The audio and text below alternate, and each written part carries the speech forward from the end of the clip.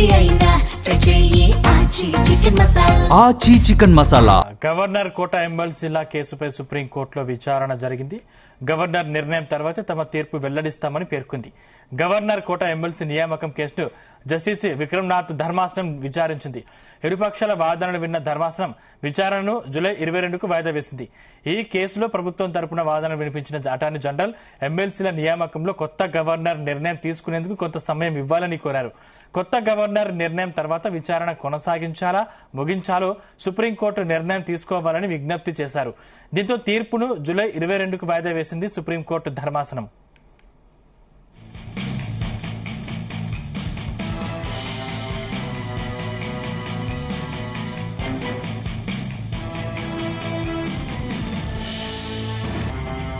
Governor కోట ఎమ్మెల్సీల కేసుపై సుప్రీంకోర్టులో విచారణ జరిగింది. గవర్నర్ నిర్ణయం తర్వాతే తమ తీర్పు వెల్లడిస్తామని పేర్కొంది.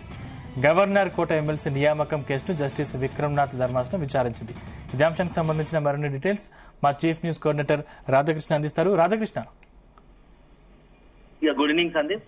చాలా అత్యంత ఆసక్తికరంగా పరిణామాలు జరుగుతా ఉంది. ఎమ్మెల్సీ కోటాకి సంబంధించి గవర్నర్ కోటాలో గతంలో కాంగ్రెస్ పార్టీ ఇద్దరు అధికార పార్టీకి సంబంధించి కాంగ్రెస్ 2 పేర్లను గవర్నర్ సూచించింది. సో అందులో ఎమ్మెల్సీ ప్రస్తుతం కోదండరాం, అదేవిధంగా మహమ్మద్ అజరుద్దీన్ ఇద్దరిని కూడా ఎమ్మెల్సీగా గవర్నర్ కోట నామినేట్ చేసింది. అయితే ఇప్పటికి కూడా వాటికి సంబంధించి ఇంకా గవర్నర్ ఎలాంటి అనుమతి తీసుకోలేదు.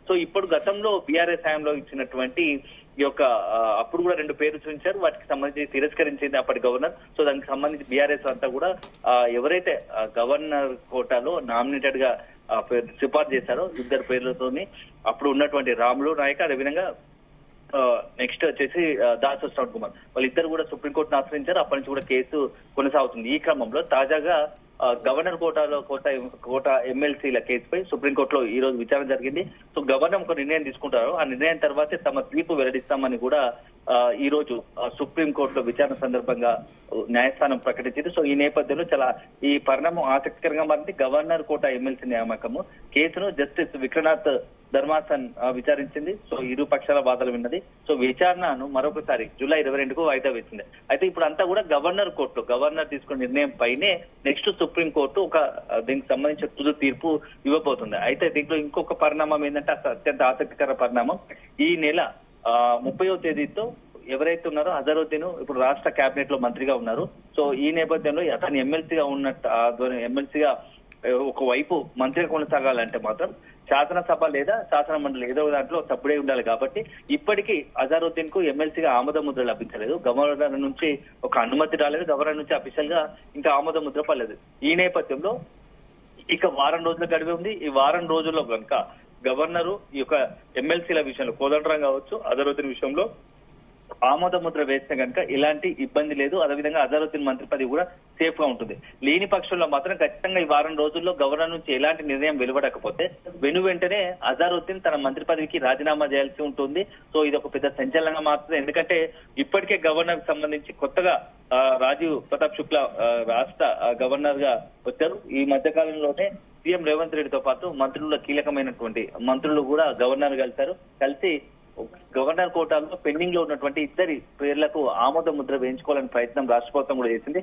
అయితే 2 రోజుల క్రితమే కలిశారు కాబట్టి సో త్వరలోనే గవర్నర్ కోటాలో ఎవరైతే కోదండరామో అదేవిధంగా అజరుద్దీన్ కు ఆమోద ముద్ర పడుతుంది, ఖచ్చితంగా ఎమ్మెల్సీగా అవకాశం ఉంటుందని చెప్పేసి రాష్ట్ర ప్రభుత్వం సీఎం రేవంత్ రెడ్డి భావిస్తున్నారు. అయితే చాలా ఉత్కంఠగా మారుతుంది. నిజంగానే గవర్నరు ఇప్పుడు రీసెంట్ గా ముఖ్యమంత్రి కలిశారు కాబట్టి సో అల్టిమేట్ గా దానికి ఆమోద ముద్ర పడుతుంది అని చెప్పేసి ఒక ఆశలో ఒక భావనలో రాష్ట్ర ప్రభుత్వం ఉంది.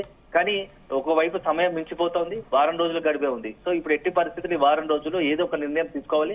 లేని పక్షంలో మహమ్మద్ అజరుద్దీన్ సంబంధించి మంత్రి పదవి గల్లంతయ్యే అవకాశం, ఖచ్చితంగా రాజీనామా చేయాల్సిన పరిస్థితి ఉంటుంది. సో మొత్తంగా రాష్ట్ర రాజకీయాల్లో ఈ యొక్క పరిణామం మాత్రం ఒక సంచలనంగా మారే అవకాశం కనబడుతోంది. సో ఇప్పటికీ ఈ రోజు 22వ తేదీ 30వ తేదీ వరకు చివరి గడువు ఉంది.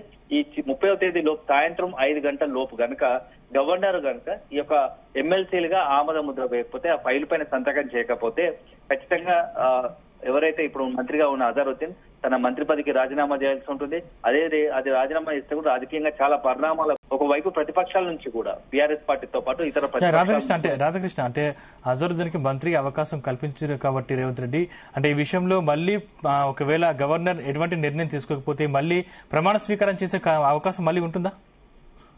ఇప్పుడు న్యాయపరంగా ఇప్పటికీ అతనికి 6 నెలల గడువు లోపు ఖచ్చితంగా ఏదైనా ఒక శాసన మండలిలో శాసనసభలో దాంట్లో సభ్యుడై ఉండాలి కాబట్టి ఇప్పటికీ 6 నెలల లోపే ఈ యొక్క గడువు ముగుస్తోంది. ఈ లోపు మాత్రం ఖచ్చితంగా రాజీనామా చేయాల్సి ఉంటుంది. ఆ తర్వాత పరిస్థితులకు అనుగుణంగా రాష్ట్ర ప్రభుత్వము అదేవిధంగా సీఎం రేవంత్ రెడ్డి నిర్ణయం మేరకే నెక్స్ట్ తదుపరి ఎలా ఉండబోతా ఉంది అనేది మాత్రం మనం వేచి చూడాల్సి ఉంటుంది. సో అల్టిమేట్ గా మాత్రం ఇప్పుడున్న పరిస్థితుల్లో ఇది ఒక సంచలనం. ఎందుకంటే రాజకీయంగా జూబ్లీ హిల్స్ ఉప ఎన్నిక సమయంలో అతన్ని గవర్నర్ కోటాలో ఎమ్మెల్సీగా రెఫర్ చేశారు. అదే సందర్భంలో మంత్రికి కూడా తీసుకున్నారు, కేబినెట్ లోకి తీసుకున్నారు. ఎందుకంటే మైనార్టీకి సంబంధించి ఇప్పటి వరకు మైనార్టీ నుంచి ఎవరు కూడా మంత్రివర్గంలో లేరు కాబట్టి ఒక మైనార్టీ నాయకుడిని మంత్రివర్గంలో తీసుకోవడం ఫుల్ఫిల్ చేయడం అయితే, అదే సందర్భంలో జూబ్లీస్ ఉప ఎన్నికల్లో తను కాంగ్రెస్ పార్టీ తరఫున కంటెస్టెంట్ గా అభ్యర్థిగా నిలబడాలనుకున్నాడు. అప్పుడు అధిష్టానం కలుగజేసుకుని అతను మంత్రిగా ఇచ్చారు. సో కొంత బ్యాలెన్స్డ్ గా వెళ్ళాలని అనుకున్నారు. మైనార్టీ వర్గాన్ని సాటిస్ఫై చేసుకునే ఎన్నికల్లో చాలా వ్యూహాత్మకంగా అడుగులు వేసింది. కానీ ఇప్పుడు అది కొంత ఇబ్బందికరంగా మారే ప్రమాదం ఉంది. ఎందుకంటే ఉన్న ఒక్క మైనార్టీకి అక్కడ కనీస ఎమ్మెల్సీగా కూడా ఇప్పించుకోలేకపోతే, ఆమోద ముద్ర వేసుకోలేకపోతే అది మైనార్టీల నుంచి మరింత నష్టం జరిగే, రాజకీయంగా నష్టం జరిగే అవకాశం ఉంటుంది. కాబట్టి ఈ నేపథ్యంలో సీఎం రేవంత్ రెడ్డి కూడా దీనిపైన ప్రత్యేకంగా దృష్టి పెట్టారు. సో అన్ని అంటే కాంగ్రెస్ పార్టీ నుంచి అందుతున్న సమాచారం ప్రకారం, సీఎం రేవంత్ రెడ్డి నుంచి వాళ్ళ వర్గీయుల నుంచి అందుతున్న సమాచారం ప్రకారం ఈ యొక్క 25వ తేదీ లోపు ఖచ్చితంగా ఆమోద ముద్ర పడుతుంది అనే ఒక ధీమాలో, ఒక విశ్వాసాన్ని అయితే రాష్ట్ర ప్రభుత్వం సీఎం రేవంత్ రెడ్డి ఉన్నారు. చూద్దాం, అల్టిమేట్ గా మరొక వారం రోజులు ఉంది. ఈ వారం రోజుల్లో ఎలాంటి పరిణామాలు ఉంటాయి, గవర్నర్ ఎలాంటి నిర్ణయం తీసుకుంటారు, గవర్నర్ ఆమోద ముద్ర వేస్తారా లేదా ఆమోద ముద్ర ఒకవేళ కనుక ఎమ్మెల్సీకి ఆమోద ముద్ర వేస్తే ఎలాంటి ఇబ్బంది ఉండదు.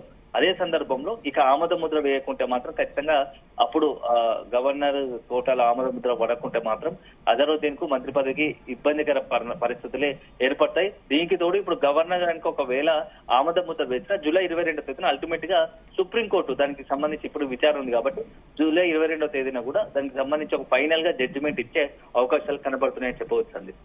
Right, thank you Radhakrishna.